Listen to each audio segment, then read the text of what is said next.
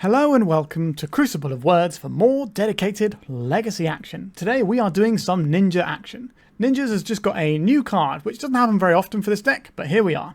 So this is a 4-mana Planeswalker with 4 loyalty, +1, you get an emblem with ninjas you control get +1/+1. Pretty good if you're playing ninjas, obviously. 0 is Surveil 2, then draw a card for each opponent who lost life this turn. So that should be Surveil 2 and draw a card most of the time. And then we have -2, tap target creature, put 2 stun counters on it. So this will block a creature for a while and can be quite a useful defensive maneuver. Now the reason we're running this is because it has a ninjutsu ability.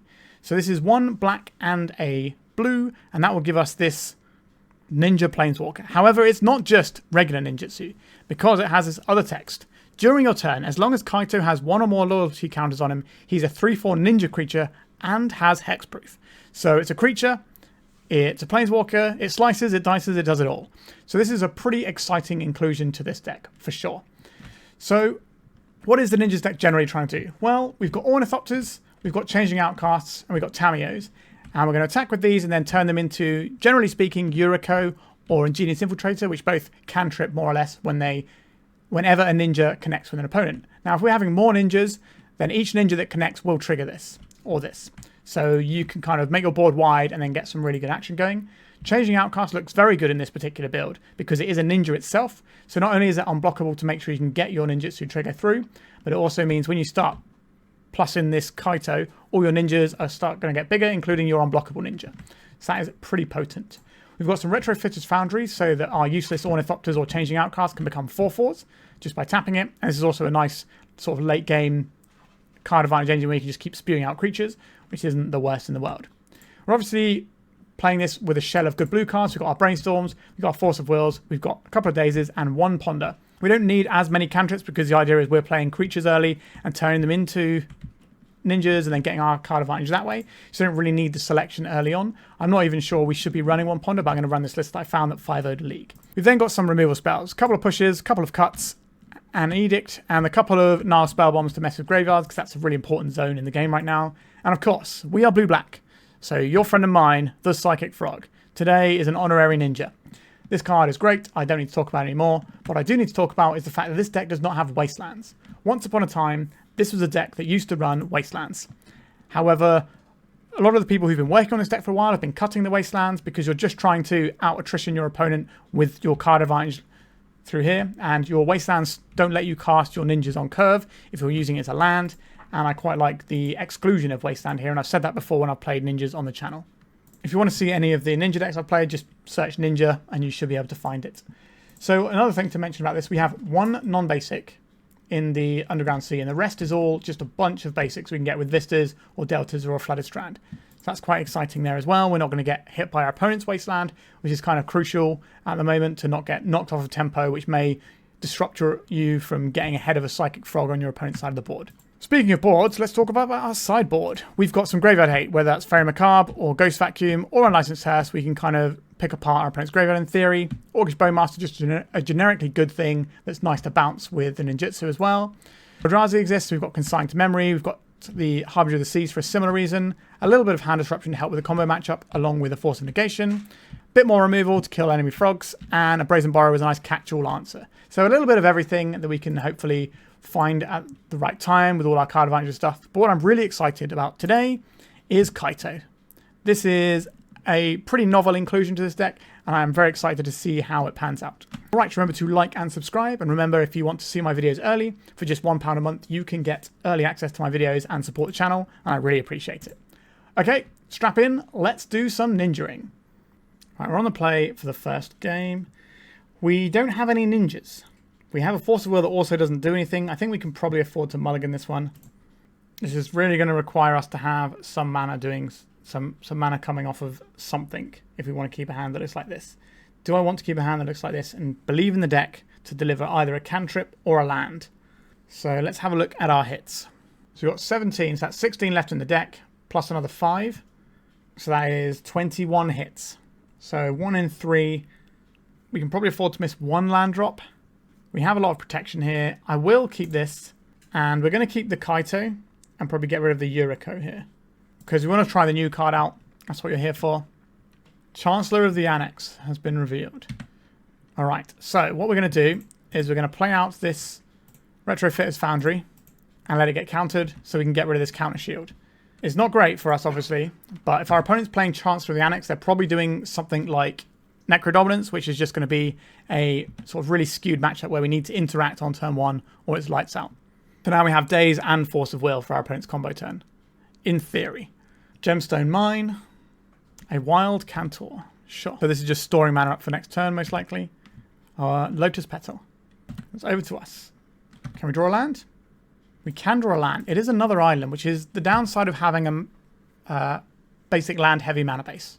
Sometimes we'll draw lands. We're more likely to draw lands that don't help us round out our colours. Vault of Whispers for our opponent. Are they going to get that one in? Little one cheeky hit with the Wild Cantor. Or are we going for it here? 4 mana. So this is the Beseech the Mirror. I will Daze this. If they have a Spirit Guide, then we can fire off a Force of Will. Alright, so they're going to pay with a Spirit Guide. And then we're also going to get a Force of Will in here. I think this is cheaper to activate. So I think it's probably the Kaito that goes here. Although Kaito can surveil and get us where we need to be quicker if we're looking for a specific card. There's a tough call of what to pitch here. I guess we're going to keep the new card, right? Because that's what everyone wants to see. It might not matter. Our opponent might be done here. Or they might not be done here. We'll see. They put a lot of resources into this Beseech, but so have we. Alright, Pact of Negation. It doesn't matter. We're going to lose this turn anyway. Sure. So there is the Necrodominance. Now, our opponent's combo is not 100% guaranteed. There is a fail rate to it, so we have to let our opponent play it out, even though that's not the most interesting thing in the world. So what they're going to do here is exile a bunch of Spirit Guides, and then they're going to cast a Manamorphose to get blue mana, and then cast Born Upon a Wind so they can cast everything at instant speed, and then they're going to play out whatever they got in their hand, like a bunch of zeros, like Lotus Petals, all that sort of jazz, until they can cast either a Beseech for Tendrils, sacrifice their Necrodominance, or just cast the Tendrils itself. The Summoner's Pact here is just going to go and find them another Spirit Guide.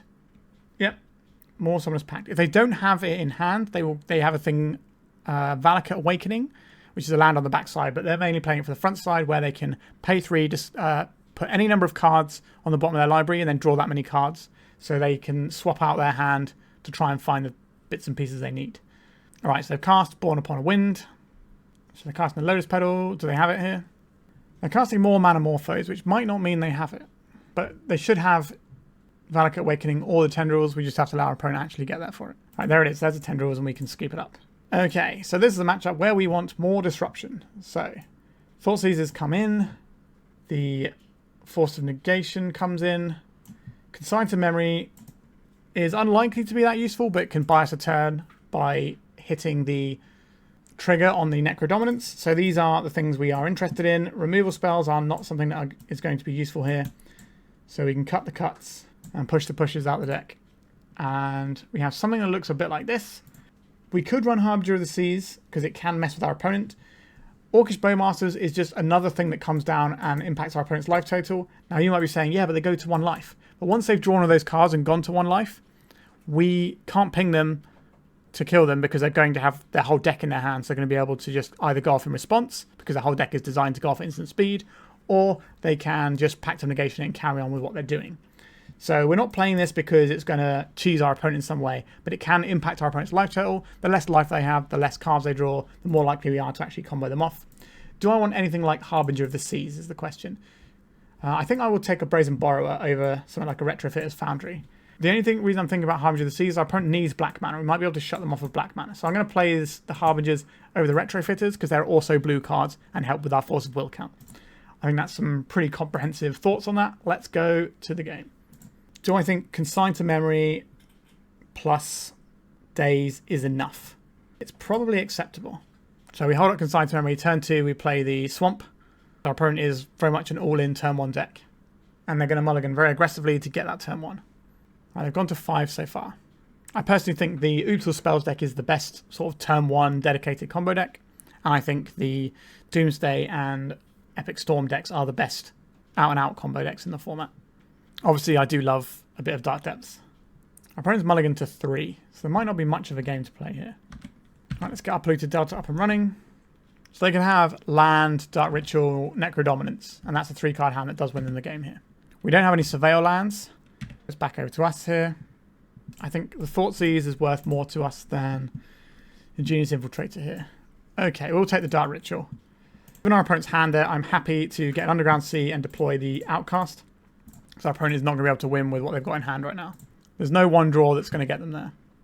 Unless I've completely forgotten about some incredibly broken Magic the Gathering card. A Vault of Whispers. Sure. So if I attack them here, we get to Ingenious Infiltrator. What could they draw here that would actually make them able to go off? Like a Dark Ritual isn't enough. Alright, I think we are going to put our Infiltrator in now.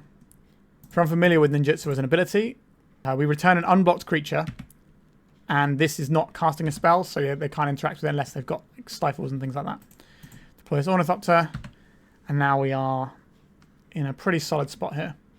Our opponent's just not going to have the resources to go off, and every turn that goes by, we've basically got Psychic Frog here.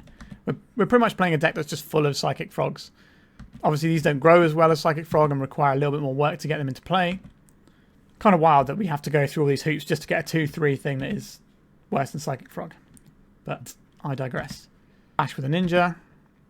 Changing Outcast. I will play one Outcast here because this draws a card when it connects because it's a Ninja, because it's all creature types. So our opponent's got an awful lot of things they need to get through here. Attacks. Should generally always attack with the Ornithopter just to send a message, and you don't want your opponent to know when you have a guy or not. Okay, a Yuriko and another Yuriko. Okay, how many cards have we got? 9. And, okay, we don't need any of this stuff here. So we'll get rid of a black card and an excess Yuriko. So we can just chuck in an Orcish Bowmasters at end step. And our opponent is probably going to throw the towel in quite soon, I would imagine. A Prismatic Vista. I'll play that out now. Go to attacks. Attack with these. So you may be wondering why we don't have a token here. It's because this is a Orc army. So when we put a counter on something, it goes onto the Changing Outcast. Alright, our opponent's just scooping up. So we could have chucked in the Yuriko there, but this way we can hold up Force of Negation if we want to as well. We're basically not losing the game from that position. I like how we sideboarded. I think we just go again and hope that our opponent has to mulligan quite aggressively, as their deck is wont to do, and that our 1 or 2 pieces of permission can get there. Now we need to have turn 1 permissions. That means forces, really. So we might be mulliganing quite aggressively to find a force. And it might not be enough depending on what our opponent's hand is, such as the nature of turn 1 combo decks. If they keep a 7, they usually just win. Pretty much what they're designed to do, because they're going to have some form of protection, as well as all the mana they need if they're keeping a 7. So this hand does not interact very well. Just a Daze on turn 2 is not really where I want to be. I think we can do better than this. Thoughtseize and a Consign. Our opponent's already gone to 5. Do I believe in the Thoughtseize here? I think I do. I think double Thoughtseize is enough. Then we'll put back the Brainstorm for now. Now, if our opponent does turn 1 us, that is unfortunate, but they've already gone to 5 cards when I'm making this decision, which means they might have to play out something and then wait for it to untap before they can actually combo off. So like something like a Wild Cantor. Yeah, our opponent's gone to 3, and now we're certainly seeing the fragility and vulnerability of this deck to its own game plan. Our opponent's mulligan to 2 cards. I do not believe our opponent is going to be able to go off on turn 1. That will be borderline miraculous. Right, let's see the card that they kept their hand for. A Dark Ritual. Okay. It's going to be tough for our opponent here. If they have any artifact mana like Lotus Petals, they're going to play them out. Alright, so there's not really any point holding anything up because they can't go with what they have here. So we just get to go Changing Outcast and Tamiyo. So we get our threats out now, then next turn we can start doing some Thoughtseizing, holding up a Consign to Memory. If we find a land, we can do some Pondering. We can also hold up drawing cards with the Tamiyo. Love to find a land here. We did not find a land. Let's attack. All right, let's ponder, see if we can find that land. We did not find a land. We did find a Force of Will. So I'll put the Force of Will into our hand. Do I want to Thoughtseize here, or do I want to get more of a clock? I think I want more of a clock given our opponent's position. If we'd have found a land and I've just held up like the Consign to Memory or whatever, I don't believe our opponent can win this turn. Well, they could now. Okay. It's obviously possible, but I didn't believe that was a thing that was going to happen. It's probably a better way of framing that. All right, let's have a little bash here. I think I am going to just ninjutsu this in. If I get this game won, we're sitting on a force anyway. Our opponent's not going to have the mana to interact with our stuff. All right. This is a big chunk of our opponent's life total we've just taken out. And now we can hold up either the Thoughtseize or the Consign to Memory. I think I'm going to hold up the Consign, because if we Thoughtseize, our opponent's got 1 card. If it's just like a land or something, it doesn't matter. Whereas the Consign is always going to be relevant against the Necrodominance trigger. That just gives us another turn to bash our opponent down, and they won't have enough life to try and win the game. You can have a Manamorphose. That's not what I'm worried about. This is black. They're probably going to add to their pool in an attempt to draw into... Alright, so they're floating a green, which is a Veil of Summer. Alright, I didn't have it. So now we just get to bash again and get 3 Yuriko triggers. Harbinger of the Seas is fine here, but I think it's better to hold up the mana. Let's see what we draw with the Yuriko. 0 damage, 5 damage, and 1. And 0, sorry. Okay, we can play out this Ornithopter. That's a given. Opponent's got 2 cards in hand, so now seems like a perfect good time to Thoughtseize. A Dark Ritual, I can get out of here. And we've got a lot of Force of Wills. We don't need to do anything. We can crack a Clue as well. We are just disrupting our opponent into oblivion after they already mulliganed aggressively. But their deck can only win with Necrodominance, so they have to mull to a Beseech the Mirror or a Necro, and then they have to have ways of casting it as well. So I think yesterday on the channel I played Oops All Spells as a deck, and that has some similar problems with mulliganing, but that deck is a lot more reliable at what it does than this Necrodominance deck, in my opinion. Obviously, the Necrodominance deck is potentially harder to hate out because it doesn't go through the graveyard. There's so much good graveyard hate around, but I still think Oops is better overall. Okay, that's one match in the book, so let's go to the second one. Okay, so we have Island Tamiyo. We're on the draw, so we've got a couple of hits to find another land. I will keep this one, because we can always bounce our land, and then it doesn't matter that we've missed our land drop as much, because we've got the Daze. We also have 2 1-drops to be doing stuff with. And as we all know, screw beats flood as soon as you draw out of it. We've also got cantrips to find. We've done the calculation before, and it was 21 cards. A Mox Line, we can't interact on this turn anyway, because we need to have an island in play first. But getting a basic island is going to be useful against what is most likely to be some sort of lands adjacent deck. The Commercial District is a little unusual. Grove of the Bowmasters. Okay, so they're like punishing lands. You don't see that very often because Punishing Fire doesn't kill Psychic Frog. Speaking of Psychic Frog, we've got 2 of them. See if we can just leverage them. So, Basic Island, Tamiyo. And Urza's Saga. So, the lack of wastelands in our deck obviously feels a bit awkward in the face of Urza's Saga. But that's life sometimes. Free Strider Lookout. We can't let this resolve. It does too much work. It's just every turn they basically get to look at the top 5 and put a land in. Okay, I guess we'll just redeploy the island. Play this Retrofitter's Foundry. Get our Clue token. And then we're probably playing the Psychic Frog because we know that's going to be good against a lot of the things our opponent's doing. And we don't really have any other plays apart from cracking the Clue or making a 1-1. I think getting a Psychic Frog on board is clearly the better of those plays. We might be able to curve Psychic Frog into Kaito. Ghost Vacuum. So that's going to look good against what we're doing for the most part, but it isn't actually very good against us. Obviously, they're still going to play out. They've got it. They haven't got many cards in hand, so they're sort of working with whatever they have, really. All right, Tamiyo, time to attack. This also pumps their Urza's Saga constructs. The only thing that this really matters for us is the Delve, but we can live without delving. Let's go and find a basic swamp, because our opponents are going to be 4x Wasteland deck. Let's jam the Frog. And now we can go to town with our little frog action. Sure, you can Ghost Vacuum away my Daze. And they're going to make a construct. So it's going to be a 3-3. It's immediately going to become a 4-4, then a 5-5. If they make another construct, and given the low resources they're working on, they're almost certainly going to make another construct. They might have some kind of equipment that they can fire off here, like a Lava Spur Boots, which can suddenly create a lot of damage out of nowhere.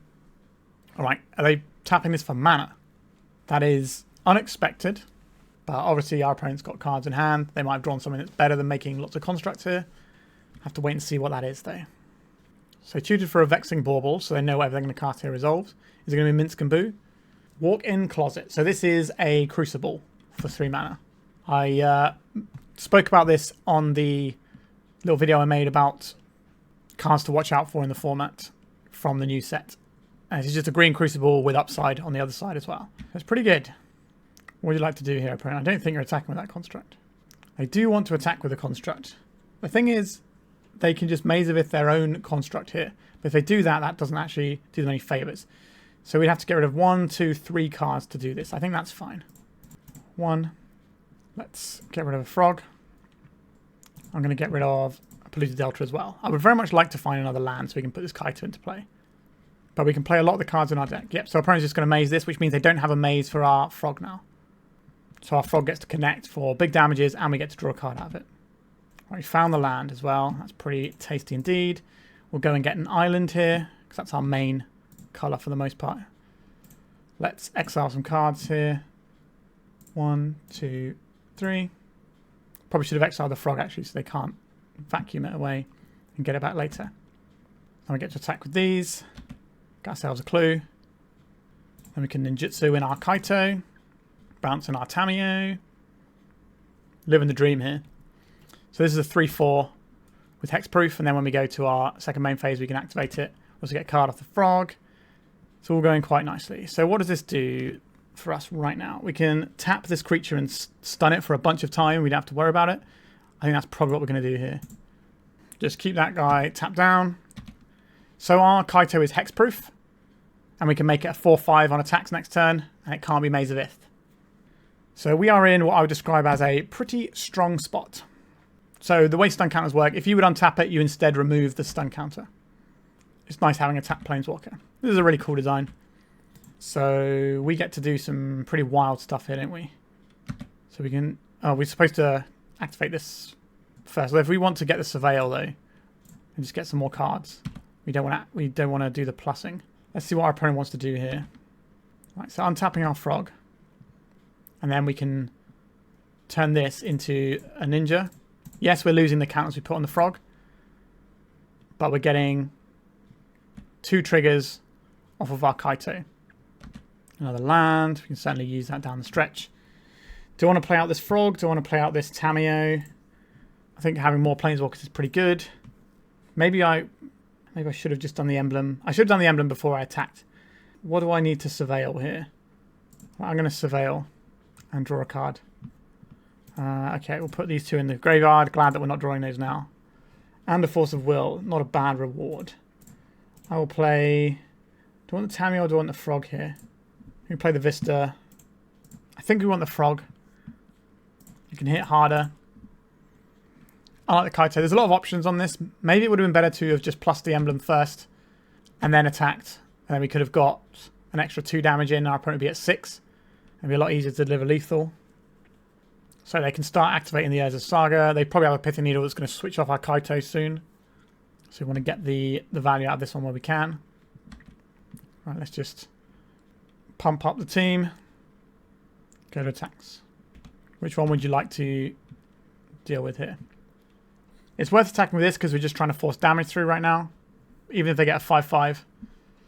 Would I rather lose the frog or the infiltrator? They have to block the frog here, right? And this is... they can block the Kaito actually, but then they die. They have to block the frog here. And then they go to 1. Because we can just dump our hand into the frog and kill them. I suppose they have the Maze of Ith as well. Yeah, not taking the thing last turn has definitely come back to bite us a little bit here. I'm going to block the Kaito. I'll get rid of a land. And then another land here. Oh, they're just letting us get the damage through. Intriguing. Okay, so what do we want to do here? We just want to make some 1/1s. Alright, our opponent said misclick is real. Fair enough. So if we deploy an island, that gets us a Retrofitter Foundry. I don't think we're going to need to deal with any counter spells here. We're just going to make 2 1/1s. Alright, they're exiling our Kaito. The Kaito won't come back because there's not a creature in that zone like a Grist is. Right, so we're going to be making some boys. We'll make a 1/1. We'll make 2 1/1s because then we can block if our opponent's got some big damages to send our way. Yeah, I think we could have won this one. The 2 damage we missed earlier with the Kaito. Obviously our opponent misclicked and so we kind of got a free roll there a little bit. Because we shouldn't have hit them with the frog last turn. Maybe we should have tapped their guy down. A lot of options here. An expedition map. What would you like to find with your expedition map? So they've got 4 blockers if they make a construct. But they can't make a construct given the mana they have now unless they play a card from the graveyard, which means they're not playing their expedition map to go and find something. Or they can expedition map for a specific land and then play that. They can attack with 2 constructs and we have to block one of them because they can pump it. And they can be 8s and that'd be lethal. So we'll take 7 or 8 here. So I have 1 blocker for our 3 creatures. So they just let the servo through. And then they only go to 1 here. We can't interact with this because of the Vexing Bauble. We can try and interact, but it's not going to go well for us. There's a Saga. Yeah, So now we're cracking. Okay, so they have one blocker and then they can maze one guy. Okay, they're just getting another Mazavith. Yeah, that'll do. That's pretty strong. Alright, we have a line here that wins us the game. Oh, Yuriko needs to get the work done. Yuriko should get the work done because she's got two power. Okay, so they're dead on this board, so they have to maze something. So we allow this frog to get mazed. Now we can deal our opponent 1 damage here, or we can just let this maze go through. Okay, yeah. So they were playing around us having the Yuriko there, which makes sense. We'll play as Tamiyo. We can make 2 more constructs or servos. Because if we put in the Yuriko and they bounce it back, then that doesn't get us where we need to be. Interesting game so far. We have to make some more 1/1s here. If our opponent's got a Shadow Spear, then they can kill us here, but a lot of people aren't running Shadow Spear anymore. And I think they might have got it earlier if they had. Because then they could just swap this race around by having so much lifelink damage. Right, let's make a friend. Let's make a friend. It's got to fit through 1 point of damage here. They've got some 7/7s. So the reason we do it in response is in case they have a Pitting Needle. So they've just gone and got a Mox Diamond there. So no trample. Can we wriggle our way out of this one? We do have to block all of their creatures. I think our opponent's misclick might be the thing that gets us through here. A Blast Zone. That can destroy our Tamiyo. They're just popping it right now. Gets rid of our Retrofitters as well. Pretty good. Because they have a Yavimaya in play, they can tap the Mazavith to make an Urza Saga token, so we have to keep that in mind in terms of what we're blocking here. Good game so far. Alright, no attacks from our opponents. So they have 4 blockers, we have 4 attackers. That's certainly awkward for us. And they're about to get 5 attackers. Things are getting a little sketchy over here for us. Alright, let's sacrifice a clue. Tamiyo. We can play Tamiyo and Changeling Outcast. That gives us 2 creatures that survive after this. No, that's not true. It gives us 1 creature that survives, which isn't enough. If we attack with everything, our opponent blocks, blocks, blocks, blocks. And then they have double maze as well. Yeah, I think our opponent has ground us all the way out here. What are we looking for? A Murderous Cut. Our creatures don't have trample. So if we attack with everything... If we Murderous Cut one of them, it doesn't matter here. But maybe if we Murderous Cut one on blocks, that might be enough to mess our opponent up. Like they might take a sort of tentative attack. So these are 7s. They're about to become 8s, potentially 9s. No, our opponent doesn't have a land in hand, so they're just going to be 8s. I don't think they've got any more like 1-offs they can fetch here. So they get themselves a construct. So they might make an attack where they only need to get 1 attack through. A Lava Spell Boots. Oh, they did have another one. That's a little on the sketchy side for us, isn't it? Can we beat this? So we block 4 guys. Not convinced by this one. Where is my fog? So if we block like this and like this and like this, then we have 3 coming in. So we block like this. We have 2 coming in. We kill one of them. It's still lethal. So our opponent managed to grind us out there. Their misclick did not cost them, and that was a really good game. Okay, so we get to play some Harbinger of the Seas, which is pretty good. The Unlicensed Hearse is probably fine here as well. Fatal Pushes are not really where I want to be, but we have seen our opponents running the Free Strider Lookout, which is something I definitely want to get off the board. How do I feel about these other cards? Borrower is fine. Force of Negation is good. Force of Will, I'm not a fan of here. The Nihil Spellbomb is good. Is it as good as Hearse? Probably. Dazes look pretty bad here as well. Our opponent's not really going to care about those. We'll keep in the Edict because it's good against our opponent's Marit Lage kill if they have one. Still looking at trimming some more cards to get things done here. So what is our plan? Retrofitters are nice to grind away with, but not amazing. I think we can trim one of those. Let's get rid of these other forces, and that takes us round to 60. Like, the Force of Negation is good for Life from the Loam. I think we're better off using removal to deal with other stuff because we might not have the resources for the forces. Okay, I like this. I don't like it a lot, but I like it enough. Yeah, that damage we missed with the Kaito where we surveilled. If we'd have just gone for the damage instead, we might have got there. Obviously, our opponent had to do a misclick, but still. It's a good example of how not running Wastelands does have consequences. I think it is right not to run them, but definitely felt like consequences here. But hopefully we can just lean into the Harbinger of the Seas and win the game off of that. Basic Island Ponder is probably fine, or we could go and get a swamp and just play out this Changing Outcast and assume that at some point we're going to draw a blue source. That seems a little bit sketchy, but I think just having the Island Ponder is probably where we're going here. We've got answer for some creatures. Come on, Ponder, dig us up that second land. Second and a third land. Okay. So we want all of these. So we'll put the Vista on the bottom, and then the Kaito, then the Swamp. Our next turn isn't going to be amazing, it's just going to be playing a 1-mana 1-1, but it's our setup to make our next turns better. And the turn after we can jam a Kaito if we want to. Let's see what our opponent's up to though. Discarding a Tabernacle. Not a great lover of the old Tabernacle for us. An Expedition map. Anything else?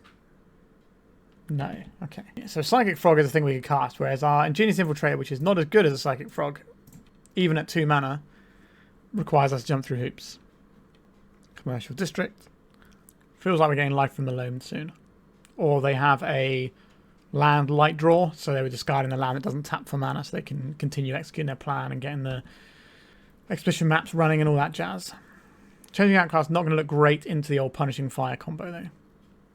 So I think we're going to get Punishing Fired on our Changing Outcast here. Okay, it's a Life from the Loam. Similar but different. Just got the Mox Diamond come in. Discarding Tabernacle again. Okay, so we don't have to pay for our creature, which is nice. They can obviously just get back their Tabernacle whenever they want though. So we're kind of incentivized to go tall and start plussing the Kaito. So we're going to be drawing a fetch land. This is going to be a fetch land. Alright, we're getting our creature killed. Feels like we're getting Punishing Fired. There it goes. I guess we're just playing another 1-mana 1-1. If we had a Psychic Frog, we'd be in a better spot than having this Ingenious Infiltrator. So I assume they're going to just be dredging now. Blast Zone's pretty good here. They can get it back, and they can't quite pop it yet because you need 3 mana to pop it. So they probably won't get it this turn. Red and a green, this is almost certainly going to be a Life from the Loam. They could also just be getting the Punishing Fire, the Grove of the Burn Willows off of the Expedition map so they can activate their Punishing Fires and destroy our Changing Outcast at will. That's pretty good. Might be better than the Loam. Yeah, our opponent agrees. Because how are we supposed to get anywhere if we can't ever get a creature in play? We have 2 Punishing Fires. They're going to return them both and let us have a go with our Outcast. Or they're just going to return the 1. Just return the 1 and kill our Outcast. Makes sense, unfortunately. So in our upkeep, we're going to see this fired away. Goodbye. 1-mana 1-1. Another Changing Outcast. There's no point playing it because our opponent's just going to keep doing this same thing. But if we don't play it out, our opponent gets a turn to do whatever they like. We don't have any good plays, and I think this game is already very, very far out of our control. We're going to need some amount of graveyard hate. Like, if we can play the Kaito and start plussing, we can get our Outcast out of range eventually. But our opponent's just going to be Life from the Loaming, getting back both their Punishing Fires. That gives them 4 points of pain to throw at our Kaito. Right. Getting back a whole grip full of lands. Outlook, not good. Yeah, Punishing Fire's not very good in the meta right now, but decidedly great against what we're doing, because it kills all of our enablers, which means we have to pay 4 mana for our spells that are not worth 4 mana. Right, playing out some more Mox Diamonds. If they ever do get some constructs, they should be able to make pretty quick work of us. A Free Strider Lookout. Okay. Give me an opportunity to do anything here. Let me crack this. We're going to get Swamp given our hand, I think. We'll fail push away the Free Strider Lookout. If we can draw a land, we can play Kaito and plus. Then it's out of range of double Punishing Fire. For a little bit, at least. If we can find a piece of Graveyard Hate, that would be lovely. Did not find a piece of Graveyard Hate, but we do have the ability to deploy Kaito. Let's pump up the jam. Let's get our ninjas looking a bit tastier. So we should be able to get 2 emblems out of this Kaito before our opponent can kill it. And we can probably get an attack out of our Kaito as well here. Unless, hold on, our opponent is going to buy them both back now. If they go 1-2, 1, 2, buy back 2. Okay, now they can kill the whole thing, right? They can spend their entire turn killing our Kaito. But then they have to spend the next turn killing the next thing. Not in a good spot. Are you going to dredge that life from below opponent? So the reason to run the Punishing Fire here is because it combos really nicely with the Free Strider Lookout, even though it's bad in the meta right now. Which is, you know, worthwhile. And there are going to be decks where it comes in clutch and does useful things. An Urza's Saga. Yep, that's going to be a problem for us down the road. But I'm expecting to see fires, buyback fires, fires again. I remember when Punishing Fire was certainly a win condition of the deck. Just grinding your opponent for 1 or 2 every turn. Yep. Kaito takes 2 damage. Kaito takes another 2 damage. They have to do this on their turn as well because that's hexproof. They're going to buy back both fires here. And they're going to fire our guy again. Feels kind of insurmountable, the position our opponent's in. But a little bit of graveyard hate wouldn't hurt. A Psychic Frog. You are not a ninja. Let's play you. And I think I'll deploy the Changeling Outcast as well. We've got some pretty limited options. We could discard a card to Psychic Frog, so it lives through 1 Punishing Fire. It requires 2. But we've already seen that they can fire 3 Punishing Fires off a turn. But this does delay our opponent doing other stuff in theory, and it might stop them getting an Urza's Saga token into play. Getting back the fires. Firesing our Frog. So if we discard this card that we're not using anyway, then they fires it again. And this basically, we're discarding a card so they don't get an Urza's Saga token. Doesn't feel exceptionally good, does it? But I'm not really sure what does feel good here. If all their fires are in the graveyard and we draw a Harbinger of the Seas, then that gets us where we need to be. Now there was an argument earlier on for surveilling with our Kaito to try and hit that. But we would only be surveilling and not drawing a card. Alright, so not killing our Outcast. So we get to attack here. We get to Ninjutsu in, which is something. This is going to crack for 3. It's going to require 2 fires to kill. And maybe digs us towards something useful. They got a Pyroblast. They got a Pyroblast. At this point, are we realistically winning this game? Opponent's got 1 card in hand. They got access to 2 fires and whatever they want from their graveyard. I don't think this game is winnable anymore. Our opponent's just too far ahead. And the one thing that we can have that gets us back into the game won't work because they're going to put this Punishing Fires in their hand this turn and just hold it up for the Harbinger of the Sea. So that's not going to work. So we're not going to have any Haymakers. I think we just call this a day and say that's the end of that round. All right, that's us 1-1, I think. So let's go to round 3. All right. We have an Island Ponder start, which is fine. We should be able to find another land with that. We've got Force of Wills to keep us in check. Let's give this a whirl. Prismatic Vista, crack this, go and get ourselves an island. Let's have a look at the top 3. No lands. Right, this is what we feared. Okay, we have another cantrip, so that's at least something. An Underground Sea from our opponent, and a Ponder of their very own. Ideally, we can draw a land and jam the Frog. Otherwise, we have to brainstorm looking for a land. Alright, this is it. This is the game here. If we miss on the land here, we probably lose. So I'm probably going to daze this. So he's just got the Stone Cold Read. Oh, no. So we looked at 8 cards and didn't find a land, and now we're just going to lose because of it. That's Magic the Gathering for you. Okay. I guess we put the cut down lowest because we're not doing anything with that at all. And then Retrofitters because we're not doing anything with that this turn. Alright. It's going to be one of those games. I would obviously still keep the same hand. Seeing 4 cards off the Ponder, 3 off the Brainstorm, and 1 off our draw step should be enough to find a second land. And then our whole hand is unlocked then. But alas, was not to be.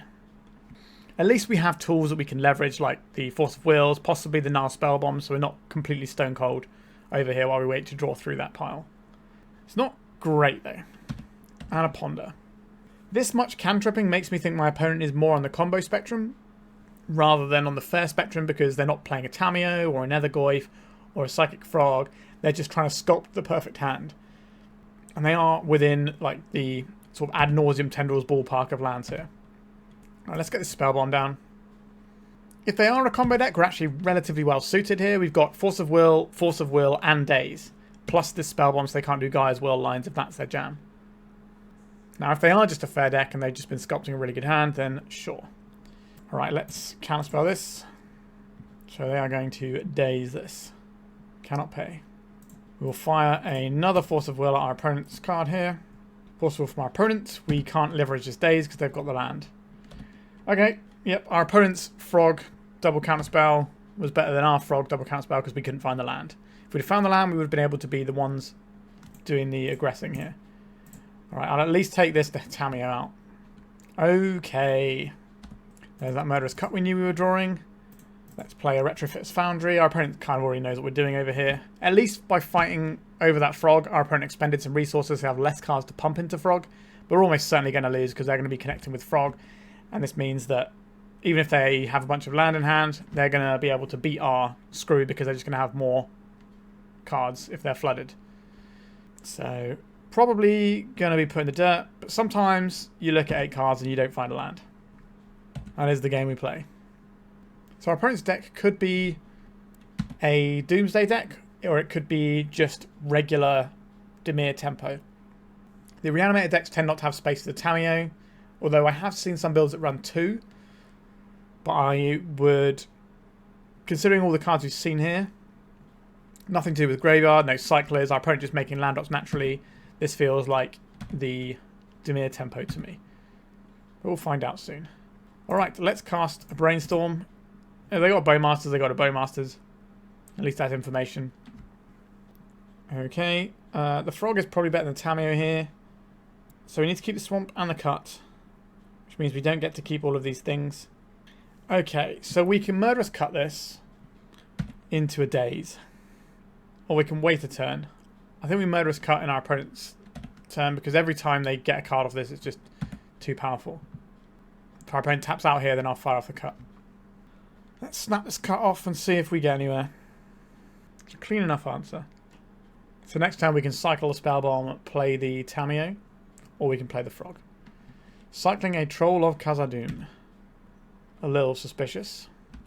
So maybe they are on a reanimator strategy. We haven't seen any of that yet. Another Brainstorm, sure. That's our opponent's third Brainstorm. And a couple of Ponders too. In these sorts of matchups, you can usually tell he's winning by the amount of cantrips in the graveyard. Because that means the person's just got the better hand, generally speaking. Not always true, but not a bad metric to examine. Undercity Sewers, not surprised to see that. And they're going to put a big monster in the graveyard and give us some more useful information. A Fatal Push. Does that mean our opponent already has a Fatal Push? So we have two options here. We can wipe the graveyard and play the Tamiyo, or we can just jam the Frog. I think we're just going to jam the Frog. We just need to get rid of a removal spell. Alright. A Daze. Unfortunate for us there. But I don't like wiping the graveyard when our opponent's shown us a Troll of Khazad-dûm, which you don't always see in the sort of mid-rangey builds, like the sort of regular Dimir tempo. Sure, we're going to lose this Force of Will. We kept our threat on top. Undercity Sewers. We also have this Retrofitter Foundry we can leverage as well, but I think it is better just to play the Tamiyo this turn. We can hold up the Nihil Spellbomb if we want to cycle that. Our opponent's nearly got through half their deck here. 36 cards left. Got a removal spell, opponent? Is that why you were bidding the previous one? Certainly not when they're casting end of turn. They're not in a place we have to worry about our counter spells because we've got nothing here. And we don't know the top card of our library, and our opponent knows that we don't know the top card of our library. Are we going to turn it around? Maybe we are. An island. Right, let's attack with the Tamiyo. We can transform the Tamiyo if we want to this turn by cracking the Spellbomb and the Clue. Then we're just going to start making some Retrofitter Foundry tokens. Try and pressure our opponent's life total for now. A Wasteland. That's not going to work against that opponent. That's an interesting one to have, isn't it? An uncounterable massive guy. I think it's a servo token that we get rid of here. So this comes in, deals 3. And we'll get Surveil on. Our opponent lost some life. Another land isn't the worst, to be honest. I don't really want this Retrofitter Foundry though. Play our land out here. It has to get a non-basic if we want to get a black source for this Nihil Spellbomb. But I'm perfectly happy to turn it into an island if we end up in that sort of situation. Something big. A Troll of Khazad-dûm. So we can just sleep this for a couple of turns with the Kaito. Get stunned. And we'll start cracking here. Get some more clues. So we could crack one clue right now. But I don't think we need to. I think we're in a pretty commanding position here. Make sure we have lots of ways of getting a revolt so we can fatal push stuff. Gives us more options in the end step. Somehow, we might be getting there. Our opponent had to brick for a few turns. And we had to have a couple of good draws, but it's not like our opponent didn't have good draws early on. So Kaito can plus this turn and attack for 4. Yep, our opponent's off it. We managed to get there. Pretty exciting stuff. Okay, so our opponent has shown us a hard cast troll. I don't know how much graveyard stuff our opponent had, but they were definitely doing some like light graveyardy type stuff, I would imagine, because they had a bunch of cards in hand that they couldn't leverage. So I have to imagine some of the graveyard hate is doing things here. Where do those fatal pushes go? Let's put them to this side. So I like the fatal pushes. I don't actually like the Force of Wills very much here. I don't really want to be trading on that axis. I'm pretty happy to have vacuums and hearses here. The Bowmasters is pretty neat too. What are we trimming for a Bowmasters is the question. I don't think we need all of these Retrofitter Foundries.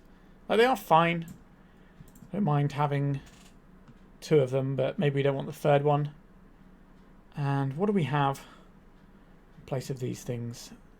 Kind of thinking about the Daze, especially on the draw. We don't want to bounce our own lands. Having a Miser's Daze in there doesn't feel great either, so maybe we'll stick in a Borrower and we'll just try and play the board rather than trying to mess with our opponent's hand or trying to counter spells on the stack or all that jazz. We can just control the graveyard with some permanents, and then we control their creatures with some removal spells and just grind them with the superior draw power of our deck.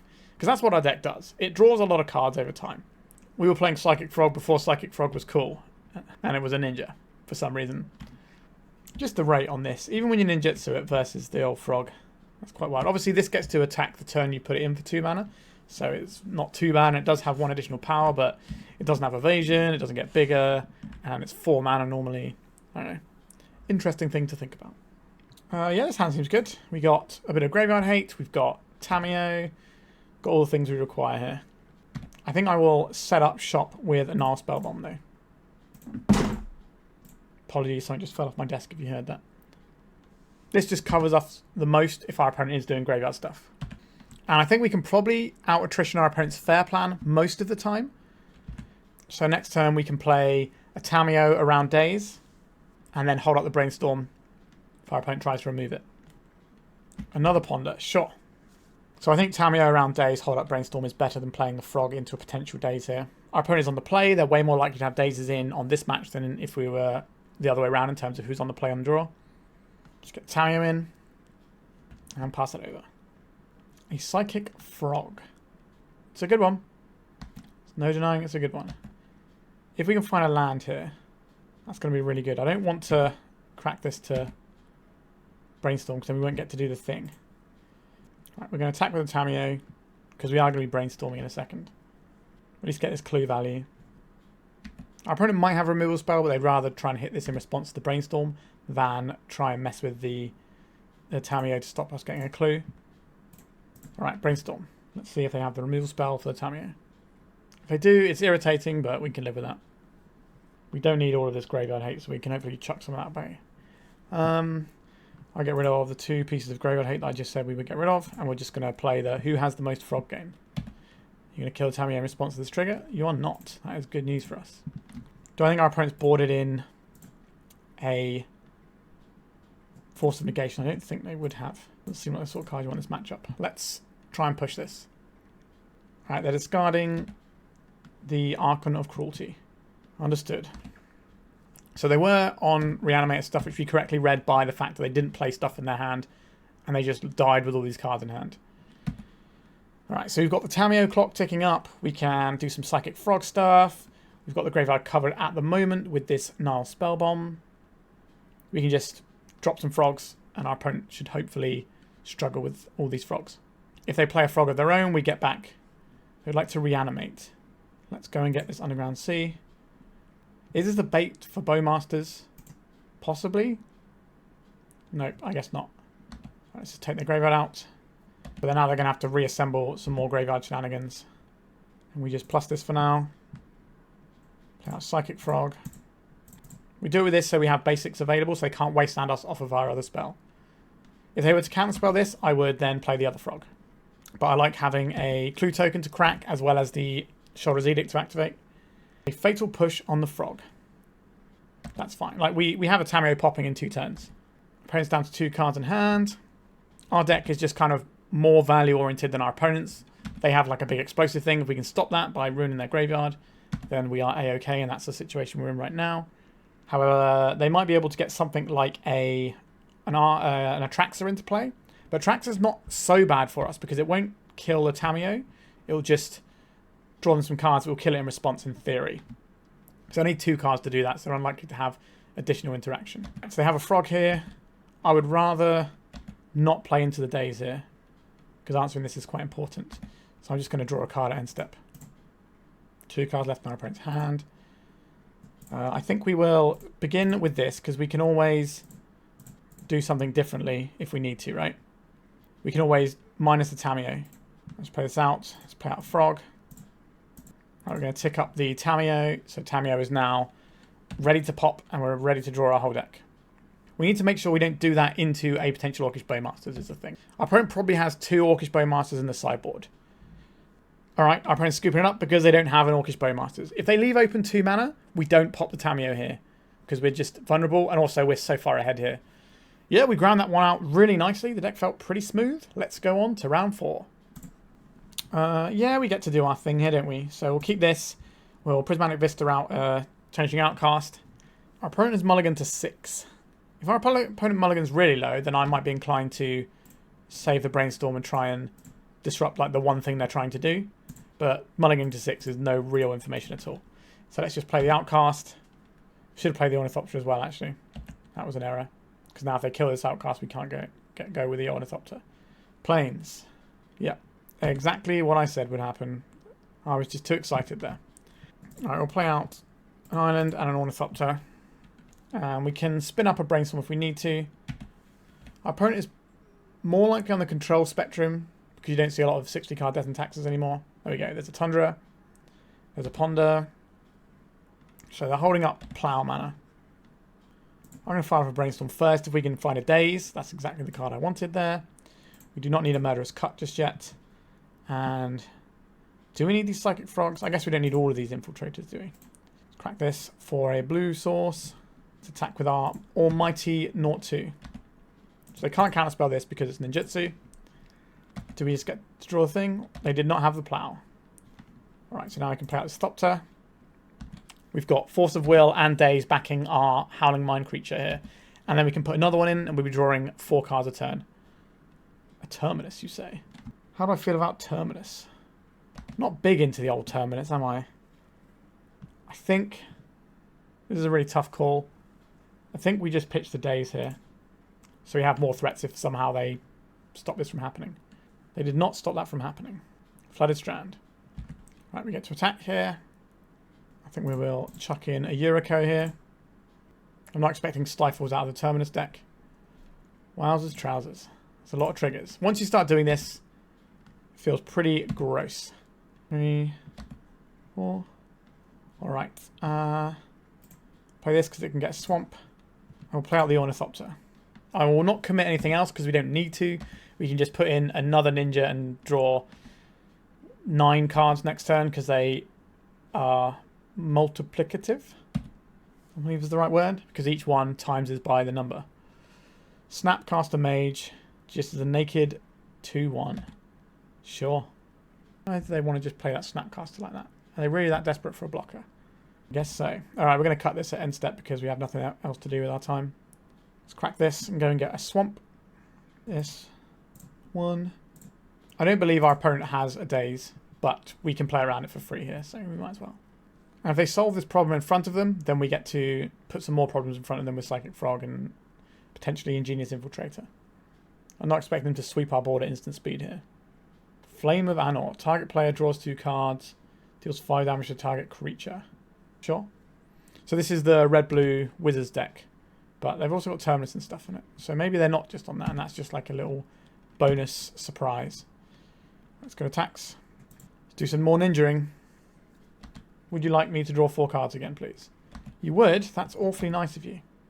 I'll play out an Ornithopter. I don't really think we need to do anything else here. Our opponent's on 4. We've got a Daze. It's not going to work against a Supreme Verdict by all means, but we can brainstorm into some other bits and pieces if we need to. A Brain Surge. How do we feel about Brain Surge here? That's fine. So this might be setting up a Terminus. Alright, they're just scooping it up. Alright, we did some valuing, and the value was good. So a Bowmasters will be useful in this matchup. Maybe a Force of Negation just to stop our opponent's Terminuses and things like that. Do not believe we need the Nihil Spellbombs. Yes, we've seen Snapcaster, but I don't think that's a good enough reason. We just want to go threat, and kind of smash our opponent that way. Let's have a little look at our removal suite here. So we've got these Murderous Cuts, we've got the Sheoldred's Edict, and we've got these Fatal Pushes. So Sheoldred's Edict we keep because it answers to Faerie. Murderous Cut can answer anything if our opponent's got some other big ones. I think maybe we just trim like a couple of removal spells and leave the Sheoldred's Edict in, which gives us space for one more card. What would I like that card to be? We can consign to memory a Terminus trigger, but I don't know how much other use we're going to get out of that. If our opponent is Jeskai, maybe the Harbinger of the Seas can wreck them. Or we can have the flash threat in the form of Brazen Borrower, which I quite like here. I'm not big into the Daze, but our opponent is probably going to have to play on curve if our aggro is any good. I can even see cutting the cut and the push here. I don't know how many wizards they're going to have in their deck though. They must have like Tamiyo or something in there if they're playing Flames of Anor. It can't hurt to have a little bit of removal in there. We can always adjust it for game 3. Thoughtseize is an okay-ish one to punch a hole to get your first thing through, but the main thing that we're doing here is being very resilient to counter magic, because ninjutsu doesn't use the stack in terms of casting a spell, so we just put them in. They have to have removal at the right time. Our opponent's probably gone down a lot on counter spells actually. So we get to begin with a Retrofitter Foundry. Yeah, so they do have the Tamiyo like I suggested they might. I think step 1 here is just to kill the Tamiyo. Get out of here, Tamiyo. If they want to Force of Will to keep this alive, that's fine, because that's 2 cards out of their hand. And to leverage the cards that come out of the Tamiyo takes a bit. Now, if they have a Brainstorm and they just start plussing on this, that does become a different issue that we need to be concerned with. But we'll cross that bridge when we get there. So this looks like Brainstorm fetch land. Let's go and get ourselves a basic island here. Jam, your friend and mine, Psychic Frog. So we're ahead on cards right now. They're just going to crack this clue. Okay, they didn't have a Brainstorm, so I think you Brainstorm before you crack that fetch if you do. A Plow on our Frog, sure. Right, our opponent's going to have 2 cards after their draw step. Cracking the clue. Okay. So are we on that Yuriko Tiger Shadow Life here? The hardcast Yuriko, I think, is where we're going. I think we're going to get a blue source with this one. We get black source with this one. Let's just hardcast our little friend. Force of Will. Our opponent's final cards. Don't mind if I do. Well, they pitched this force. A Ponder. Alrighty. Which legend is stronger? If our opponent just rips a Caracas, that'd obviously be a little bit annoying. Or a Brainstorm is pretty bad for us because we can't put the Kaito in. I guess we attack actually, and then we just ninjutsu in the Kaito and kill the Tamiyo. No, we won't kill the Tamiyo. We'll put it to 1 if they flip the Tamiyo. So they can crack this clue and flip the Tamiyo. That's a pretty solid play. Yep, there goes the clue. So our Kaito won't get the trigger because this doesn't attack. It just comes into play attacking. We've got a reasonable line here. Don't mind having this Force of Will. Tamiyo. In comes our latest ninja friend. Bam, taps on attacking. So we can't, if we Surveil here, it doesn't actually do us very much good. So I think we're just going to plus this so that our creatures actually have power into the Tamiyo. So it's going to be easier for us to connect and kill this. So this is going to take some pretty specific removal to get rid of because of the hexproof when it's a creature. Mystic Sanctuary. They're going to put back the Plow. They are. Plow does not kill the Kaito. And we have a Force of Will. So we should hopefully be able to ping off this Tamiyo. Something like a Dress Down could be annoying. Right, make the ninja bigger. Get a Vista down. Go attacks. Try and kill the Tamiyo. A Containment Priest. What does that do here? That blocks. I don't really want our opponent blocking. Say no to this. It also attacks our Kaito, which we don't want happening. So now we can dump out this Retrofitters. We know our opponent's got a Plow, so we're going to have to work through a little bit, but if they want to waste a plow on a Retrofitter, that's not the end of the world, is it? Right, they're cracking that, so we know they have the plow in hand, and one mystery card. It's going to be a second mystery card once they draw for turn. So they could have put something on top, but that might not be something that matters. Let's get our little guy. I'm not going to crack this fetch because we might have brainstorms and stuff. Obviously we have a fetch in hand, but that can go back in the deck if we do. I don't think we need to crank up the Kaito here. So we can just surveil. Kaito's already cranking for a huge amount of damage here. This card looks really sweet, actually. Alright, let's surveil. Into the graveyard, put on top of the library. Draw this, play this, pass. So if they find a way to answer our Kaito, we can just say no to it. We don't really care about anything else on the board. Kaito is like the whole game here. So we're holding up Force of Will. Our opponent should recognise that we have Force of Will mana here. A Brain Surge. I don't think we counterspell that. We just counterspell the one thing that answers our Kaito. This is a draw 2 for our opponent though. This card is really sweet. Big fan of this one. The best divination ever printed. Not a high floor to pass. I am going to just make another guy here. This does leave our shields down to a Pyroblast. Maybe that's not necessary. I'm just ploughing our little servo. Wow, that's all you've got. Don't mind if I do then. So this is a ninja. So we'll draw 2 cards if we attack with both of these. Our opponent's used that plough now, so this is a safe play. They got another plough. Right, so now we're going to surveil. We're looking for any blue card, basically. No. I don't mind the Outcast here, but I don't think that's what we're looking for. We're looking for a blue card. There it is. Alright. We don't need to play this land out.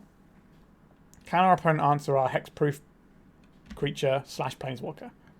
I doubt they can do a prismatic ending. They might be able to set up some kind of terminus and fire it off on our turn.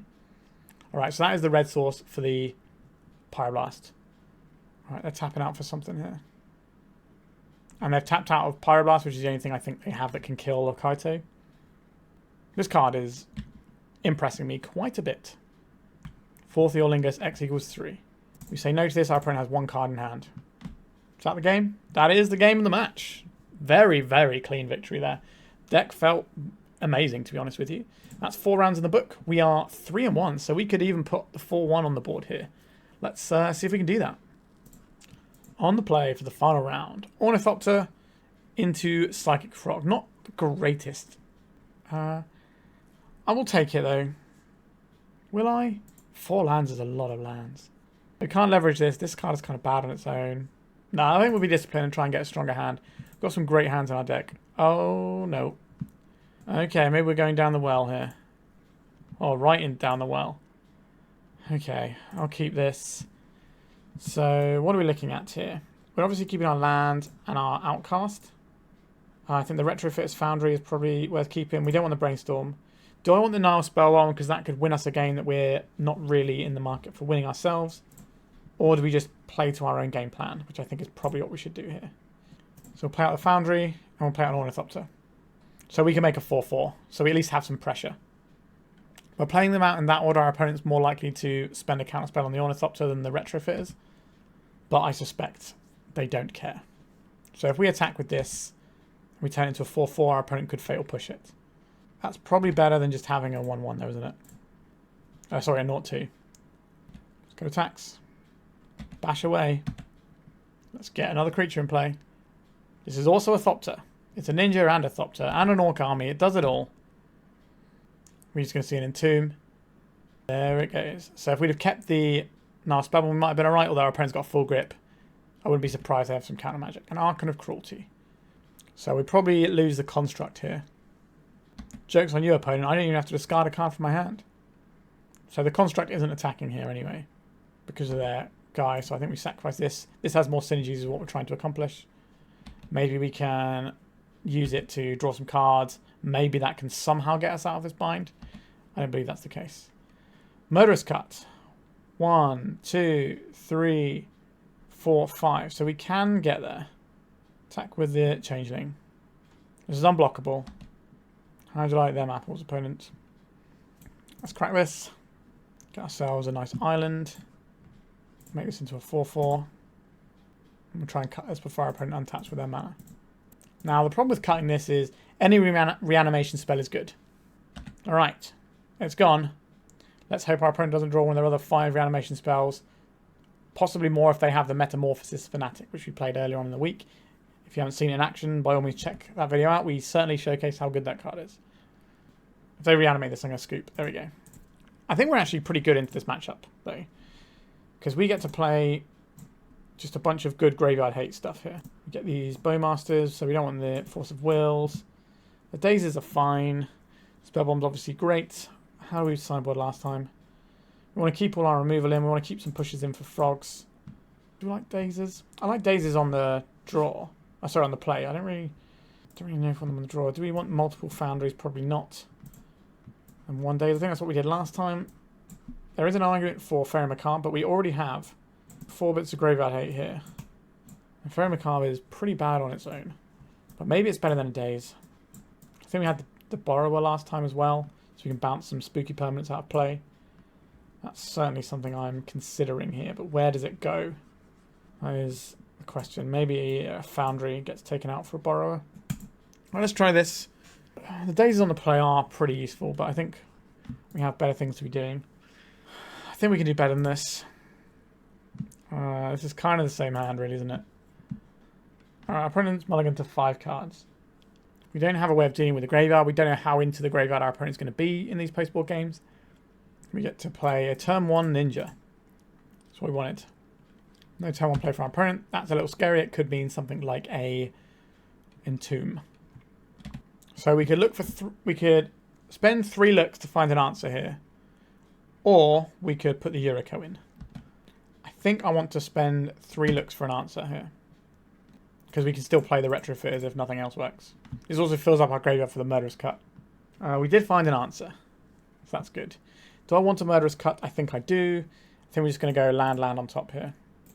Because our thing isn't a spell, I'm happy to play this out, because they can't Daze our Macabre. If they want to Daze this Retrofitter Foundry, that's not the end of the world. I'm going to see an Entomb here. There it is. It's going to be Archon again. Or do they want the Atraxa because they're low on cards? Okay, just the Archon. So if we nail this, our opponent mulligan to 5, so we should be able to take a lot of their hand out. We'll get rid of the Archon and the Entomb. So our opponent spent 2 cards doing that and got nothing out of it. It is better to turn this into a Yuriko, I think, and start drawing cards than it is to turn it into a 4/4. We'll play this out. We'll attack. Commander Ninjutsu. Let's go. Pow. Get that Yuriko sweet damages in. What are we going to draw? That was a land that we knew was on top, actually. Maybe we're supposed to crack that first. Oh, no, I don't mind having another land here. So this one gets us a swamp. Because we have the Retrofitters, we have a lot to do with our mana if we need to. And we also have a Murderous Cut that we'd like to leverage. And if we're drawing 2 cards next turn, we want to be able to double spell. Let's see how good your Brainstorm is. An Underground Sea. They could Entomb Reanimate here, that's still pretty good. Why did I open my mouth? The problem with this deck is the high-end draws are too high. The best draws of this deck are really hard to beat. Okay. We need like a 10 drop in our deck. That would help. I can't imagine our opponent's taking a Wasteland here. Ponder, Underground Sea, Psychic Frog, Fatal Push. 1, 2, 3, 4.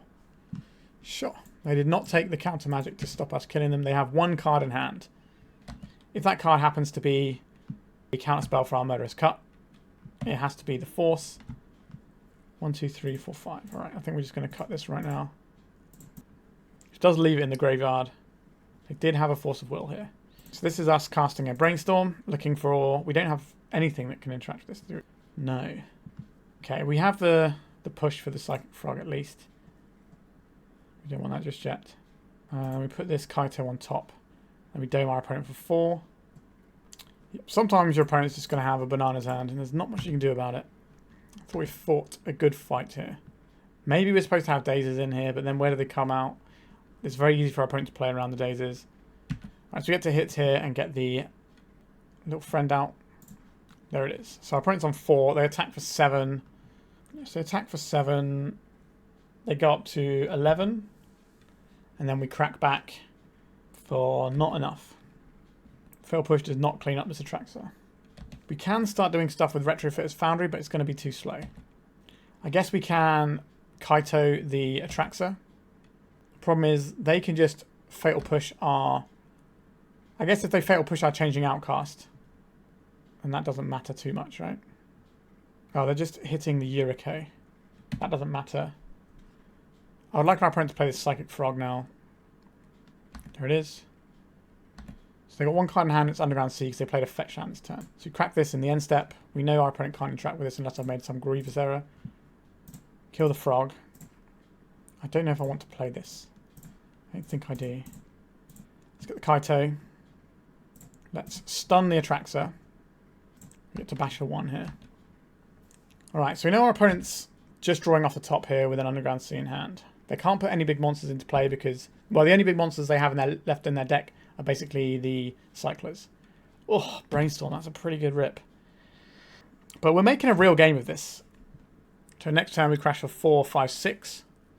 Or we could crash for 4, 5, 6, 7, 8 if our opponent cracks a fetch land here and doesn't do anything of material value. So we can make the 4-4. Like Thought Sees us or something. Reanimate on a Psychic Frog. How do I feel about Reanimate on a Psychic Frog? It certainly puts them lower, doesn't it? With one card in hand. We don't know what that one card is. Guy is unblockable. So we can force the chump block here if we turn this into a 4-4. Now, if our opponent's drawn another perfect rip, then so be it. But they've got to have it. Otherwise, we get to ruin their day. Oh, wow, that's even better. Let's pump up the jam. Let's kill this. Are we in? Are we in? Yeah! Okay, so we beat a near perfect reanimate hand. Jeez. That felt like a lot of work. But we did get there. Whew. All right. I guess we submit and go again. I think the plan is working. Incredible that we won that game. I think that really shows that this deck is not just like some fun deck, but is a real Magic the Gathering deck. This is kind of awkward because we can't play Outcast and then Brainstorm. We have a lot of lands, but we can put them back with a Brainstorm, but it's going to be a slow process in order to do that, unless we start off with the land. I guess if we start off on Brainstorm, that's fine. Because we can Brainstorm on 1, and then shuffle. Or we can Brainstorm on 2, shuffle, play the Outcast. This gives us a shot to find Faerie, or some other stuff. Now, if they just send it again like they've been doing every single game, then it's going to be an uphill battle. But, you know, sometimes your opponent's just going to have the draw every game, and that is life. We should have Brainstormed in response to that fetch. Alright, it's just a Brainstorm from our opponent. I'm going to Brainstorm as well here. Not really what I want. I think we'll put back Vista. We get to shuffle one of those away. Well, we are very much shields down, but our opponent has to have Entomb Reanimate to make a big monster. Little monsters we can deal with in our own little way. Are they really just going to send it here? They might just be using this as a shuffle for the Brainstorm. That's fine. I can live with that. But if they then go land Reanimate, then it's going to be tough. Alright, a Wasteland. That does not cast Reanimate, and that's also not a card that we fear given the construction of our deck. Let's play this. I would very much like to have access to a Swamp here. We can play our little friend here, the Outcast. And we can pass the turn. I'll be real with you lovely people out there. I am absolutely loving playing this deck. It is a real blast. Hopefully we don't get blasted, but we've got an emergency Brainstorm. We do need to consider Orcish Bowmasters from our opponent, though. But if they're doing something that requires an emergency Brainstorm, they're unlikely to have the Bowmasters as well. I feel what's about to happen here. We're going to do this. They're going to crack this and play a Bowmasters. They did not. Okay. Okay. So we can bounce the Archon. It's probably better than Murderous Cutting it. How many of these lands do we want, though? So I think we put one of the lands away, and then we put the Borrower on top. So they can't make us discard it in any way, shape, or means. Alright. I guess we discard this. We're about to draw. We can discard a land. And we can borrow a Outcast. And then draw the land underneath it. Our opponent's got mana up over there. I think we do it in our own turn. I don't believe our opponent's going to be boarding in Force of Negation for this matchup. It makes no sense. I'd rather them not have the mana available to try and cantrip their way towards an answer. So let's Petty Theft this. See if we can get it gone. If this doesn't work, we can always cut it. But cutting it comes with some risk. Okay, let's play the Outcast. We're working for our wins today. But it certainly feels within our ability to win these games. Right, they are cracking a fetch land. They're probably getting a Surveil land and having a little look. No. Is this an end of turn spell like another Entomb? A Fatal Push. Okay, I can live with a Fatal Push on our guy. If it was Entomb and then go again, then I don't want to be dealing with that. So we now are in a bit of a problem because if we Murderous Cut the Frog. Right, black, black. Okay, a Barragoyf. That's cuttable. That's fine.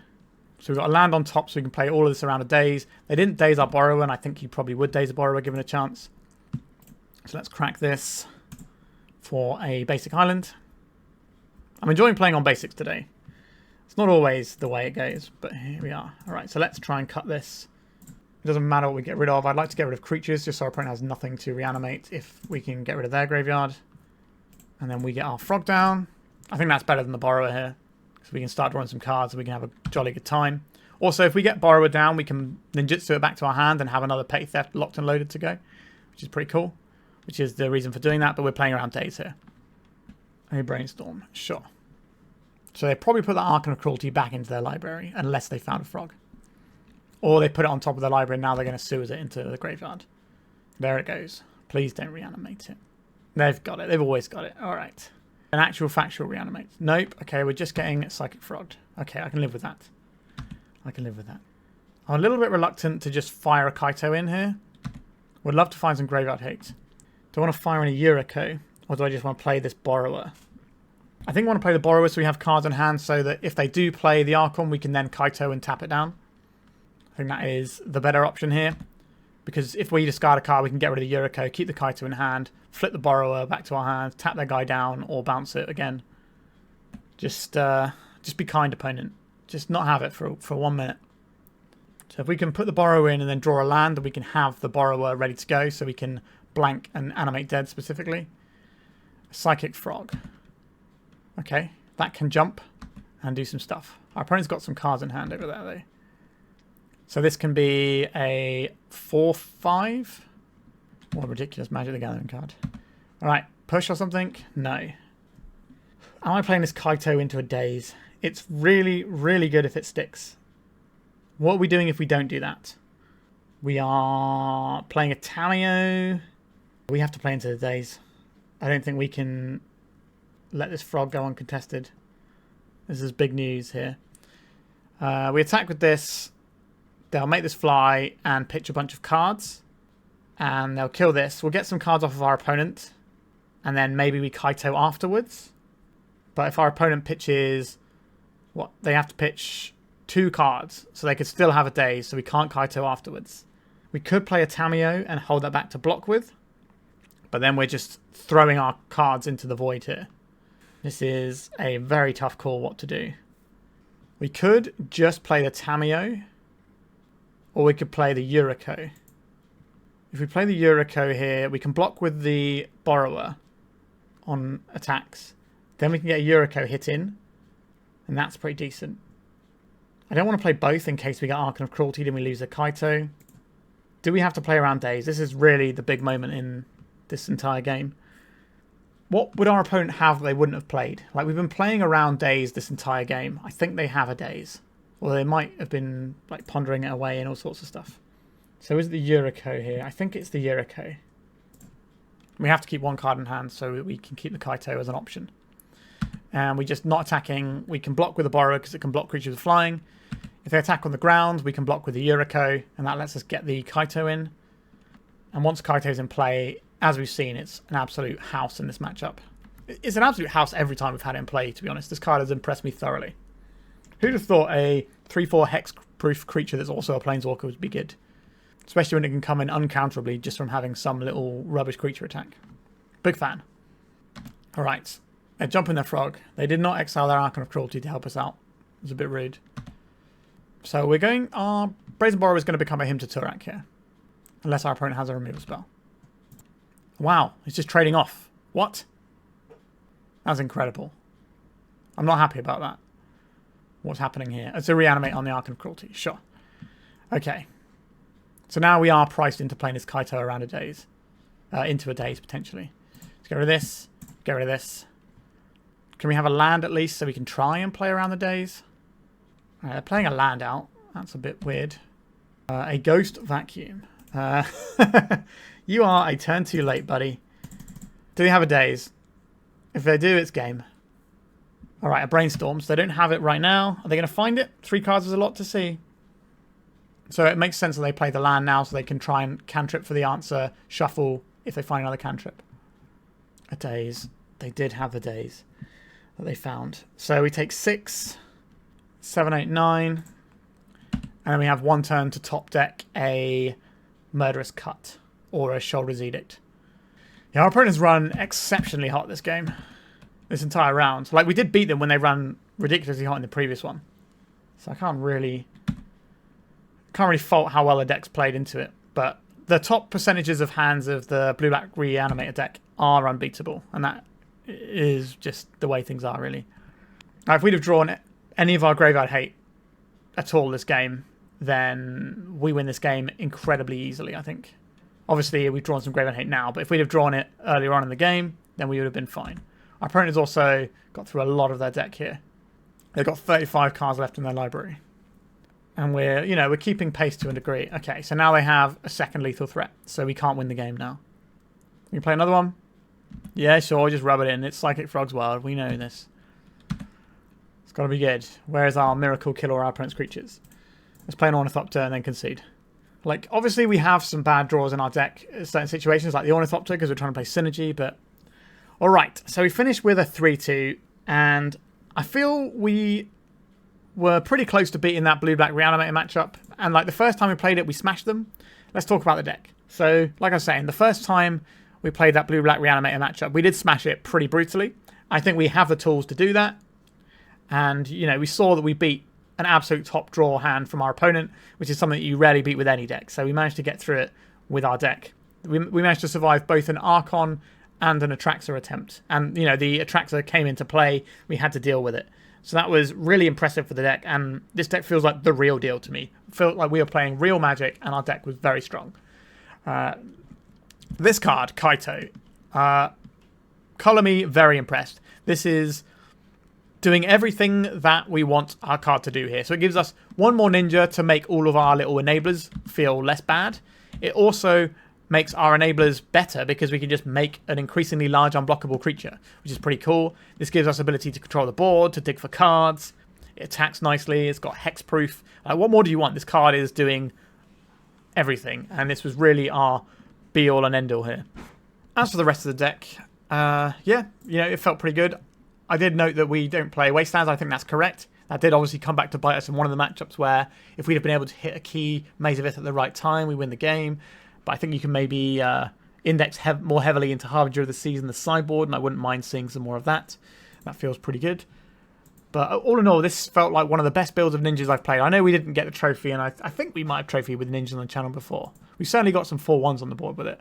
But this felt really, really strong. Obviously, Psychic Frog, strong Magic card, but Kaito is...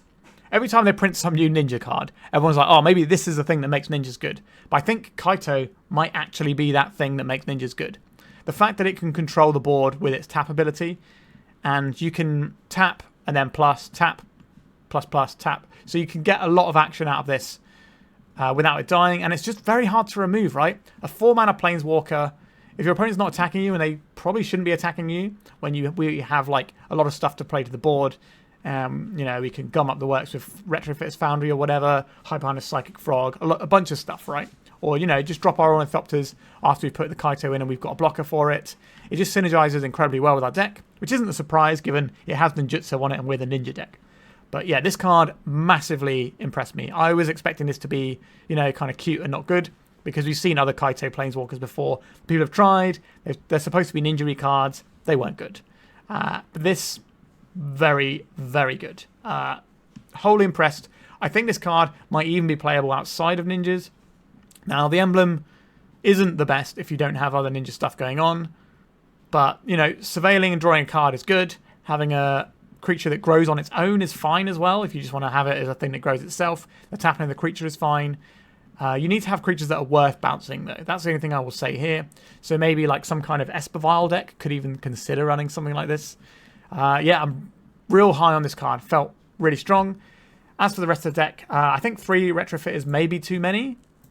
I understand why they're in there, but I just don't think we're living in a world where making the 4/4 on turn 1 is where you want to be. Maybe we are, but it just doesn't feel like a great thing to be doing.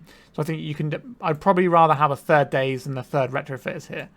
The rest of the main deck seems fine. I like having the Spellbombs main deck. Maybe if we'd have kept our random Spellbomb instead of playing to our plan in that last round in the first game, maybe we could have pulled out the win overall and just kind of blanked what our opponent was doing. But they did have like a full grip, and even a Daze would have beaten us. Sideboard-wise, like I said, I think I want another Harbinger. I don't think 2 is enough. I like 3 Harbingers. I think this is a really useful card that we can leverage just in general for our deck. It will certainly help. So what I normally find with ninjas and where you lose the game is where your opponent is playing a bunch of creatures that are good enough to stop you, right? So they're playing a bunch of stuff that means that you can't attack with your Infiltrator or your Yuriko once they've got everything up and running. However, something like Eldrazi is going to be one of your big problems there, right? Because they are making big guys. That's where the Harbinger of the Seas comes in. It's a real big haymaker in that matchup, can stop them deploying guys. Obviously, Kaito helps, though, because this can tap down one of their scary guys, allow you to keep tapping through and getting the damage. But yeah, this deck seems good. I've got a donor who's interested in making me play a slightly different Ninjas build, and I'm excited to give it a whirl because Ninjas is really fun to play, and this deck felt actually good for Ninjas, which isn't something I always say. Alright, I hope you enjoyed this one. I absolutely had a blast. So please remember to like and subscribe. Thanks for watching, and goodbye. If you'd like to support me in the channel, please check out my Patreon. It has a free guide to budget turbo depths as well as 3 tiers of support. A low cost one that enters you into my monthly raffle for a free donation deck on the channel, a mid-tier subscription that gives you access to my detailed turbo depths guide that is updated every month as well as regular articles, and lastly the higher tier gives you all of the above as well as a monthly donation deck for my channel. If you're interested in supporting the channel this way, please check out the link in the description.